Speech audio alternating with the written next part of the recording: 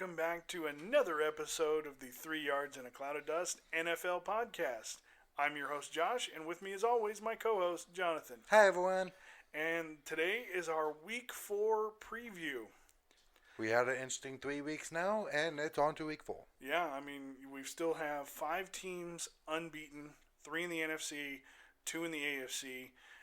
2 of the most unlikely teams that I think anybody could have considered to be undefeated with in the AFC being the Denver Broncos and the Las Vegas Raiders. Yeah, and one of those teams are guaranteed to not be undefeated this week, which is one of the teams in the NFC is guaranteed to not be undefeated this week. I meant altogether. Well, yeah, I mean, chances are at least 2 of them will not be undefeated after this week, but who knows? But there's guaranteed 1. That's what I was saying, guaranteed 1. Yeah, and that'll be either the Los Angeles Rams or the Arizona Cardinals because they face each other this week. Yep. Which is a game we'll be highlighting in a little bit. But first off, we want to highlight the Thursday night game, and that is the Jacksonville Jaguars at the Cincinnati Bengals. This is probably not going to be the greatest of matchups. And it's not going to be close. I don't know, but I don't think it'll be a super big blowout. I think it'll be similar to what we've seen around 20 points. Well, I think it'll be similar to around what we saw with Kansas City's win over, or not Kansas City, but Cincinnati's win over Pittsburgh last week. 10 points? It was 14. So 2 possessions. Yeah, I can easily see that because because here's the thing. Cincinnati has some really good young talent. So does Jacksonville. I could see the talent that Jacksonville has developing over the next couple of years and actually being a threat. However, they need some time to work together, whereas Cincinnati has already had some of that developing in the wind. And the biggest thing that they added was Jamar Chase, who's been really good through the first couple of weeks. And I really think at the end of the game will be a 3 possession contest. I see it being somewhere around 10, 14 points. Like I said, I see it being similar to Cincinnati's win over Pittsburgh last week. I see it closer to being 17 points. Well, here's the thing. Jacksonville actually was playing well throughout most of the game against Arizona last week. They were holding back a powerful offense. Yeah. It was just in I think it was the last quarter of the game that Arizona just went off. Yeah. Kyler Murray just exploded, and they ended up trouncing them in 31-19. But it's like Joe Burrow usually shows up in the third quarter. Yeah, well, I mean, he's been pretty consistent all game long. Yeah, I think he's gonna do just fine, but he's not. I don't think he's ready to have those big games yet. I think give him a little more chance. Who knows? I could be completely wrong. This could be the biggest game the Bengals have all year. Yeah. And they completely utterly destroy the Jacksonville Jaguars. But I do think it's going to be, I think they're going to win somewhere between 10 and I'll say 17 points. Mm-hmm. I'm not going to give them a 21 or a 28-point victory. I'm not willing to go with that yet, because while the Bengals defense does look good, you've got some key players on the Jacksonville defense that look good. Of course, it's just I don't expect Jacksonville to be a complete pushover. So, but yeah, I do believe that Cincinnati is going to come out on top in this one. So we both agree it will be the Bengals coming out on top. Yeah, absolutely. Which actually takes us into our game 2 now, Panthers at Cowboys. Yeah, and this is our pick for the early game on Sunday. Early game on Sunday. This is the 10 o'clock. Yeah. Well, 10 o'clock Pacific time. Yeah. Yeah. This should be a really good game. You've got one of the best defenses in the league with Carolina going up against arguably one of the best offenses in the league with Dallas. So it's going to be, obviously, we've seen a lot of shootouts happen over the last couple of weeks. A lot of shootouts from unexpected teams. However, I don't think that's going to be the case this week because Carolina's going to be... They traded away Dan Arnold to Jacksonville when they got C.J. Henderson. So they bolstered their defense a little bit with that after losing J.C. Horn to a broken foot. Yeah. But also they're going to be without Christian McCaffrey. So they're already going to be down two weapons that have been consistently used. Obviously, the biggest one being McCaffrey. So that means Chuba Hubbard is going to have to step up in that role as primary back this week and for at least the next 2-3 weeks after. They still have Robinson and Moore, who are deadly weapons in that wide receiver core. So I mean, I expect this to be a competitive game, much more competitive than the Philadelphia-Dallas game. Yeah. So at least that's what I'm hoping. I'm hoping that Carolina's defense makes up for the lack of talent that Philadelphia's defense apparently has. Yeah, and me personally, I really see this being at most a 10-point game. I could see it being another 3-point game. I could also see it being a shootout. I can see it being a shootout, but I can also see it being like a 10-point game max because you have actually still a pretty solid defense on the Panther side in Carolina and a solid offense in Dallas and vice versa. Yeah. So even with Carolina missing those two players on defense and missing their running back, we still saw what happened last week. Is like they still did extremely well. Yeah, but remember that was also against the Houston Texans. Yes. Who were playing a rookie quarterback to start with. Dak Prescott's no rookie. No. So we've seen what he's done through the first 3 games of the season. So, I mean, like I said, I believe that Carolina's defense is going to help keep the Panthers in the game, but ultimately I think it's going to be Dallas that takes it. Yeah. Just because their offense right now as it stands is much better than Carolina's offense. Oh, without doubt. And now if Christian McCaffrey was playing for Carolina, then I would say that it would be much more evenly matched. Yeah. But since McCaffrey's out for a couple weeks. He's such a big weapon for Carolina. He's obviously become Sam Darnold's favorite target. Yeah. Through these first 3 weeks, that he is going to be sorely missed. I know he is. Yeah. And I don't know if Chuba Hubbard can compensate for that. He's obviously not the same kind of back that Christian McCaffrey is. I don't think there is another running back like Christian McCaffrey in the NFL. I don't think there's anybody even close. He's that kind of guy that he's got size, he's got speed, he's got power. He can do it all. Yeah. You know, he's a Swiss mix Army knife of the NFL. Yeah.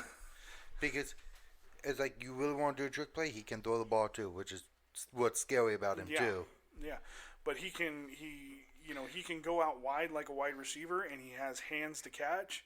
He's got the power to run up the middle, which is something that the Madden games have been lacking him on, which I don't understand. And it's like what's really scary is going back to what I said with him having an arm. They really have 4 quarterbacks on the team, including him. Yeah, but that's beside the point. Yeah. I mean, the fact is he's not going to be there, and he's going to be sorely missed for the Panthers. Yeah. So my pick is with the Cowboys being a still decently close game, and same here. You're going with the Cowboys, but with a little bit larger lead. No, like I said, I think it'll probably be somewhere between 3 and 7 points. Okay. Maybe 3 and 5 points. It's definitely going to be a single possession game. I think whether either it's going to be a close game in the 20s, the low to mid 20s, or it's going to be a shootout. But it's still going to be a 1-score game. I think just because I don't think Dallas's defense is as good as Carolina's offense. But Dallas's offense is at least as good as Carolina's defense. Yeah. So there's going to be some offsetting there. And like I said, just like I said with the Bengals game, it can be completely wrong. And it could just be a complete blowout by one team or the other. We've already seen, I think Carolina has held each of their opponents under 10 points so far this year. So that's going to be something to try and overcome for Dallas. And that's largely why I think Carolina will stay close in the game. It's going to come down to that last drive. And that's why I'm literally just saying it's going to be like a 10-point max. Yes. But I do see, because of the lack of Christian McCaffrey and the fact they're playing in Dallas, I see the Cowboys coming out on top. Yeah. And then next up is the late Sunday game with the Arizona Cardinals at the Los Angeles Rams. Which this one would definitely be a good game. Oh yeah, this is probably going to be the game of the week. You have a hot Kyler Murray versus a hot Rams offense. With a hot Stafford. Don't trust that mind. Hot. It's just a hot game. If I didn't know that you were engaged, there would be some questions that would be asked. but yeah, no, you're absolutely right. Both of these offenses have been red hot through the first 3 weeks, and it's going to be really interesting to see whether or not the Rams defense can slow down Kyler Murray's offense. And that's the thing. It's like even the Cardinals defense has been actually doing extremely well. Yeah, that's very true. You have two completely hot teams going head to head. Yeah, and like we stated earlier, both of these teams are 3-0 right now. They have not lost a game, so one of these teams is coming out with a loss. Yeah. One of these teams is going to be 4-0 at the end. The other one's going to be 3-1. And me personally, I see it being coming down to a field goal. Yeah, I mean, I easily see this being a shootout just because even though the Rams defense has played well when the moments have called for it, they have given up a lot of points over the first 3 games. Same thing with Arizona's defense, except for this last game where they only gave up 19 points to the Jacksonville Jaguars. But it was also Jacksonville. Yeah. Yeah, that's the best we can say. It's Jacksonville. Now, I mean, Jacksonville, obviously, they've got a better tight end now with Dan Arnold in that trade. But the fact remains is they're still going to struggle. But with that trade, it's like, to be off topic for a minute, it's like, you can see that Jacksonville is now already making some moves for Lawrence. Yeah, well, they're doing exactly what I said they were going to have to do. They're going to have to spend some draft capital in order to go get some weapons for Lawrence if they want to win now. Yes. But anyways, that we've already talked about the Jaguars. We've already said the Jaguars are going to lose again this week. So let's get back on track. But anyways, in the late game for Sunday, I've got the Rams winning this just because I think their defense is better than Arizona's. Yeah, and once again, they're playing at home too. Yeah, and Rams have always played well at home. 80% of the games. Yeah, and especially over the last couple of years. Yeah, so I'm gonna have to take Rams. And plus, on they're this coming one. off of a huge win over Tom Brady and the Bucs. Yeah, so that's gonna keep them pumped up to take on Kyler Murray. Yeah. So they've already proven that they were able to make the key plays against one of the NFL's top quarterbacks, and now they're going up against another one. And we saw with Kyler Murray in week 2 put up big numbers, and we saw last week with Matt Stafford put up big numbers. Yeah, against probably one of the best offense defenses we've seen in Tampa. So it's definitely gonna be a good game. Yeah.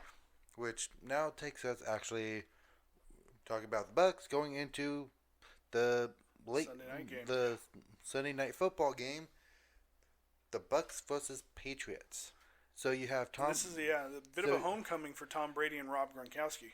And Tom Brady has always said he is not expecting Tom Brady to have a good welcome back to the Patriots.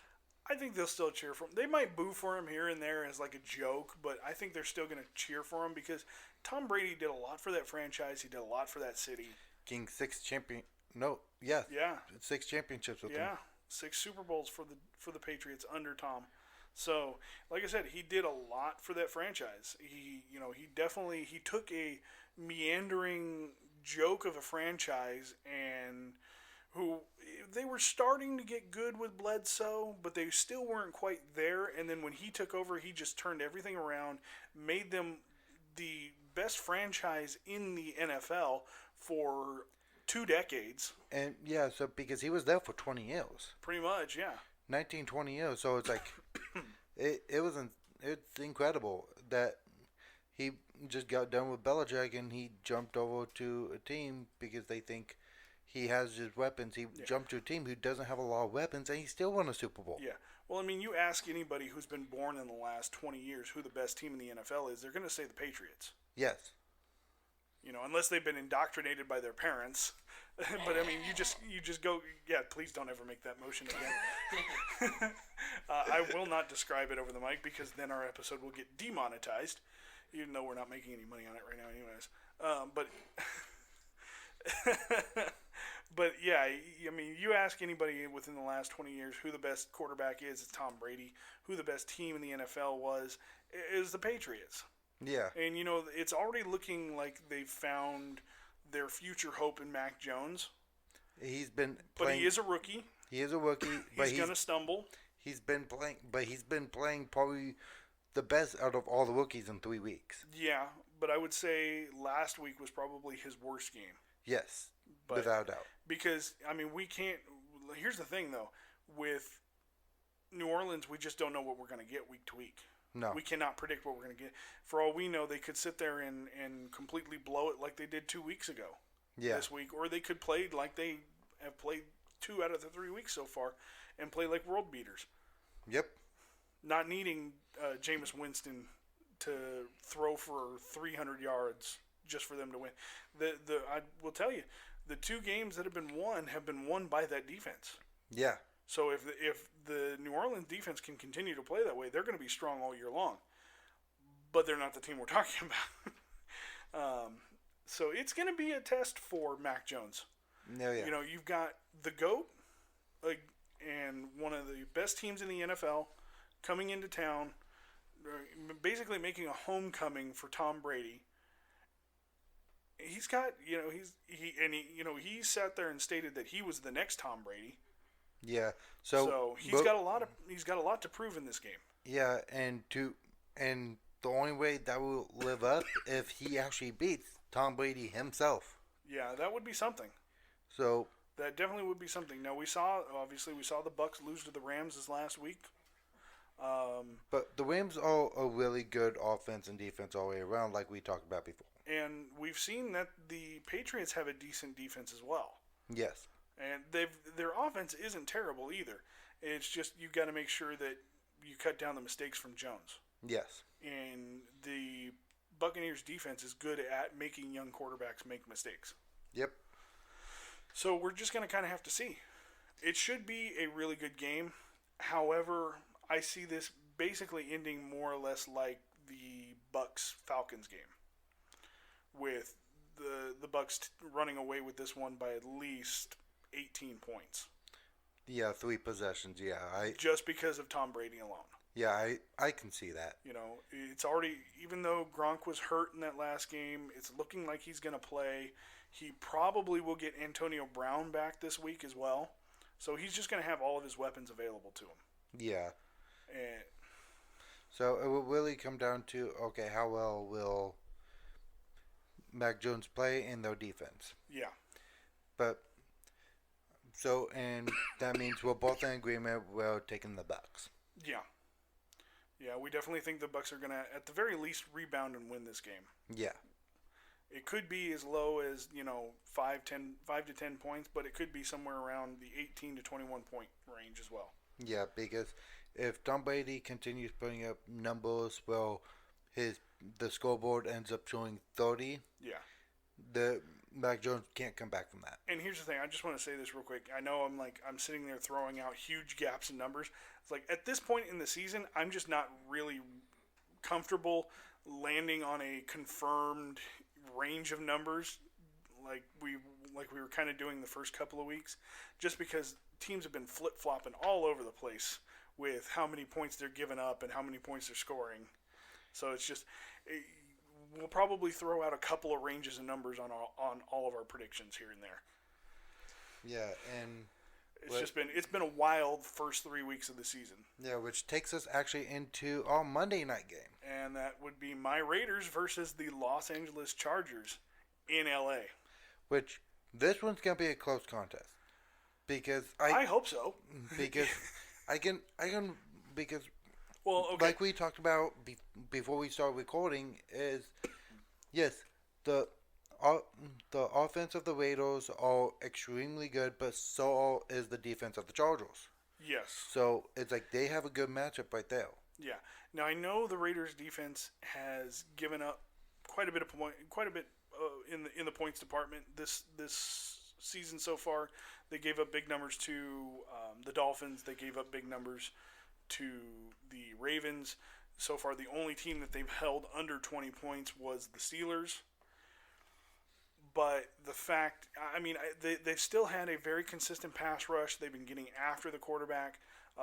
Brissett played incredibly well last week. And I've got to hand it to him. He probably single-handedly, except for that one mistake in the end zone that basically was the big momentum shifter in that game, where the Raiders got the safety on Waddle. Yeah. That was pretty much the only mistake Brissett made in that game. He led the Dolphins on two incredible late game drives to tie up the game twice. So, I mean, he played a lot better than I thought he was going to, and your Dolphins, stayed competitive. So that actually gives me hope for your Dolphins going forward for the next several weeks without Tua. Yeah, and if he continues playing the way he did, Tua is gonna be a backup again. Yeah, but with the Raiders, their pass rush has been really good the last 3 weeks. I can see that continuing. It really is going to depend on how well they're able to get to Justin Herbert. Because while Herbert's not the fastest guy on the field, he can still get out of the pocket. He can still extend plays. He can still make plays with his arm downfield. He's elusiveness. Yeah. He has that agility to get out of the pocket. And I mean, he will make run. plays. He will run too, as well. But he's not. That's not primarily what he is. He's primarily a pocket passer, and he's really good at what he does. Yeah, and we've actually seen, if he gets out of the pocket, he gets far enough away, he actually makes a new pocket outside the actual pocket. Well, no. That's not actually a thing, but okay. But think about it. He actually sets up for a second and then launches it. Yeah, but that's not creating another pocket. No, I'm just saying that's basically what he does. He makes a small. He's able to get out. He's able to extend the play long enough for somebody to get open and him to throw it. He's had some great connections with Mike Williams the last couple of weeks. Oh yeah. Mike Williams has emerged as probably the number one wide receiver on that team over the last 2 weeks. And he's probably going to be the guy that Herbert is going to look to in the future, especially once Keenan Allen is gone. Oh, definitely. So, they did lose Hunter Henry in the offseason, but that doesn't seem to have affected them too much. No, they've been in close games all 3 games. They've beaten 2 incredibly good opponents, losing to one, and that is, the Dallas Cowboys in that late game thriller with Zerline making an incredible 50-plus yard field goal. Yeah, and there was nothing you can really do about blocking that, especially when he has that type of power. Yeah, and of course we saw Justin Tucker for the Baltimore Ravens this last week hit a 66-yarder, which we just wanted to highlight again. But the fact is, Herbert beat the Chiefs. Yeah. And the defense of the Chargers stepped up to make Patrick Mahomes make mistakes.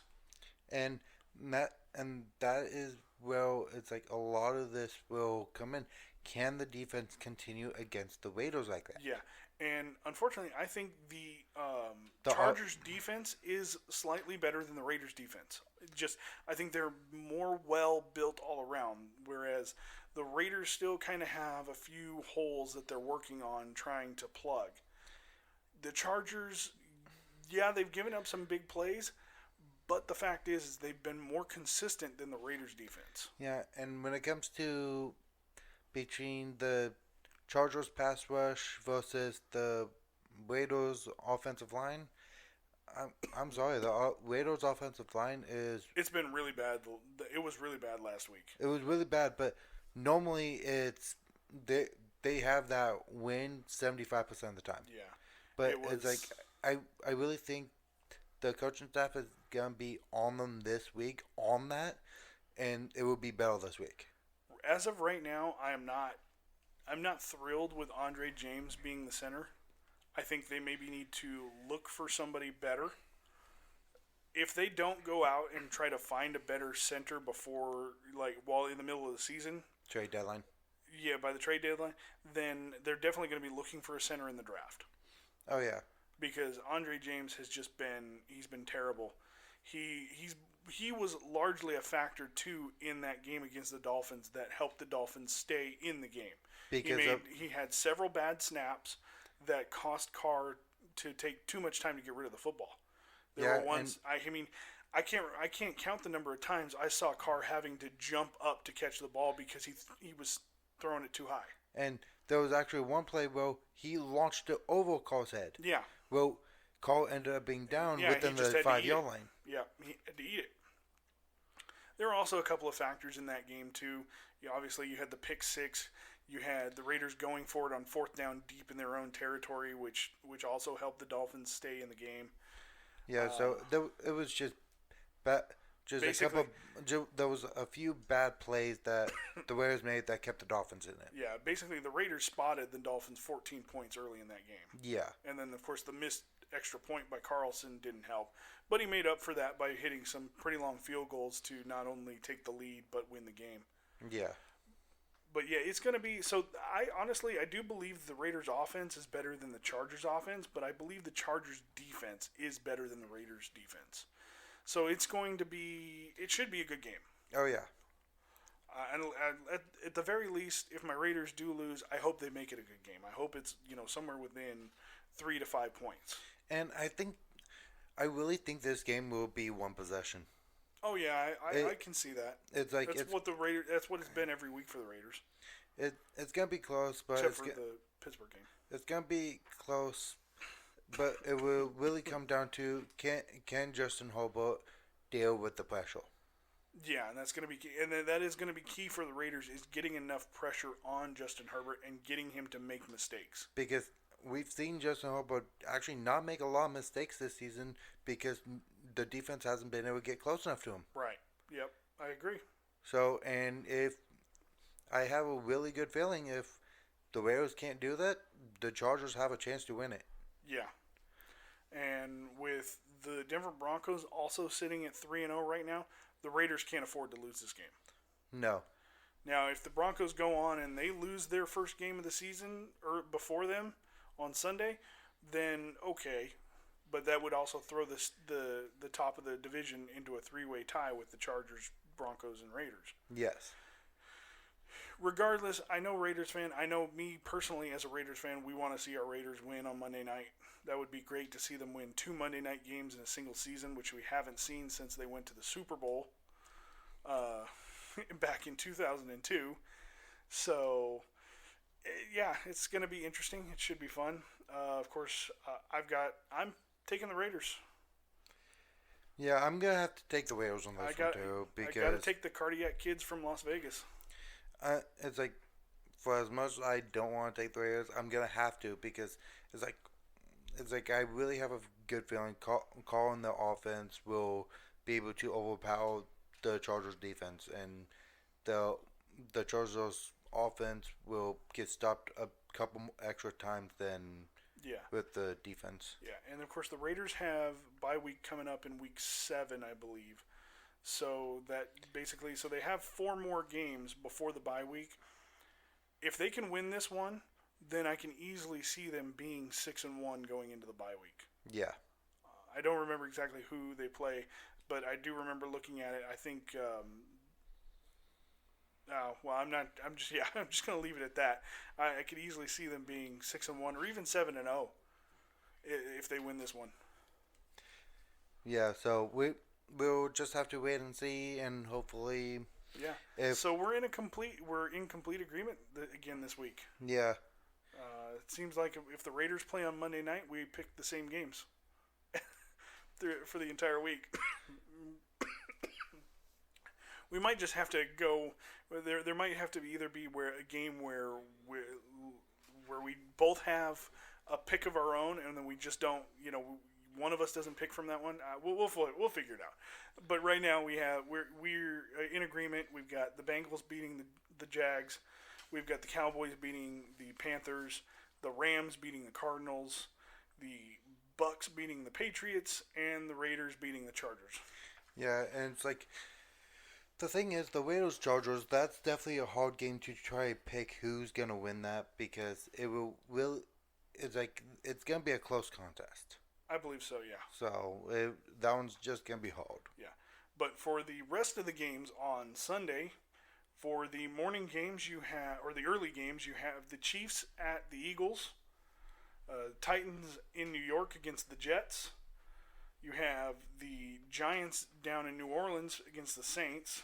The Browns face the Vikings. The Lions face the Bears. The Texans will be facing the Bills. And the Colts are up against the Dolphins. And Washington is facing Atlanta down in Atlanta. And then your late games on Sunday, you have the Seahawks against the 49ers, the Steelers against the Packers, and the Ravens against the Broncos.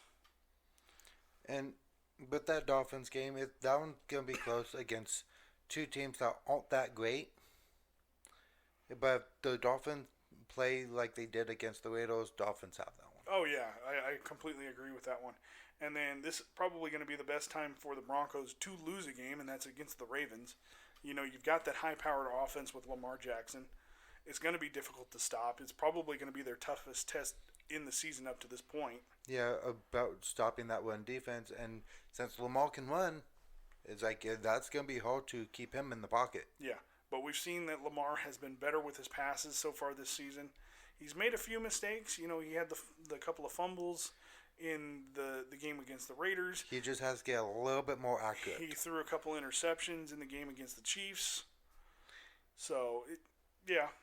He's just got to get. He's getting better every year. He's, just like Josh Allen. He's just not moving as fast as Josh Allen. Yeah. But I mean, it's going to be with the Ravens against the Broncos. It's going to be two quarterbacks, very similar styles. It's just going to come out to who's got more talent on their offense, really. Yep. And I think that's pretty much it. You've got both the Seahawks and the Niners that are looking to rebound. Same thing with the Falcons. The Falcons won last week. But you've got Washington that's trying to rebound and stay in the hunt. Although it's still early in the season. Of course, the Bills are most likely going to slaughter the Texans. Yeah. Don't know what to expect from the Lions and the Bears.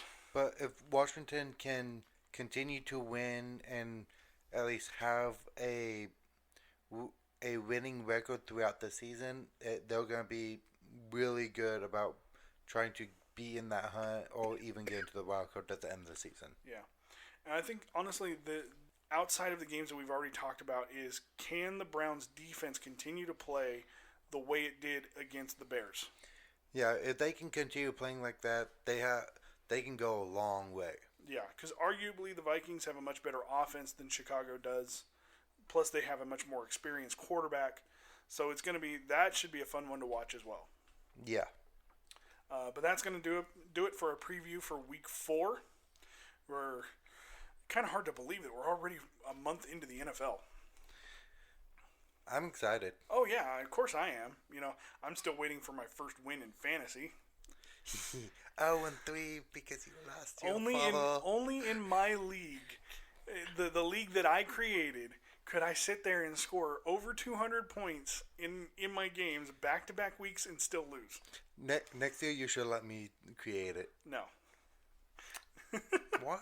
Because we've got a good thing going. We just need to add more people to dilute these teams so that way certain individuals don't have too many stars on their team and then giving a certain someone else the leftovers. Hey, hey. And I'm not talking about me. I'm talking about our producers sitting next to us. Oh, I know.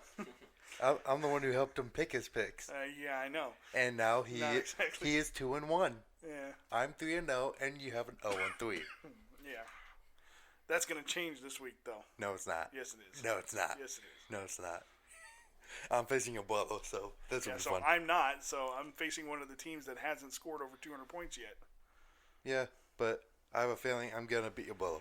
Yeah, well, whatever. That's fantasy. Real quick before we go, though, obviously you've seen the screen, the card on the screen for the last several minutes. We want to continue to highlight that September is National Suicide Prevention Awareness Month. On the screen right now is the number for the National Suicide Hotline. If you or someone you know is struggling mentally, emotionally, and has contemplated thoughts of suicide, please do not stay silent. Please speak up either for yourself or for them. Call the number. There are people there that are willing, waiting, and are ready to help you get through this and help you continue. You are not alone in this fight. And it can seem like a fight sometimes, one that you struggle with on a near daily basis. We know it's not easy. We know it can just be so overwhelming at times. But there are people out there that do care and love you and want to see you better and successful. And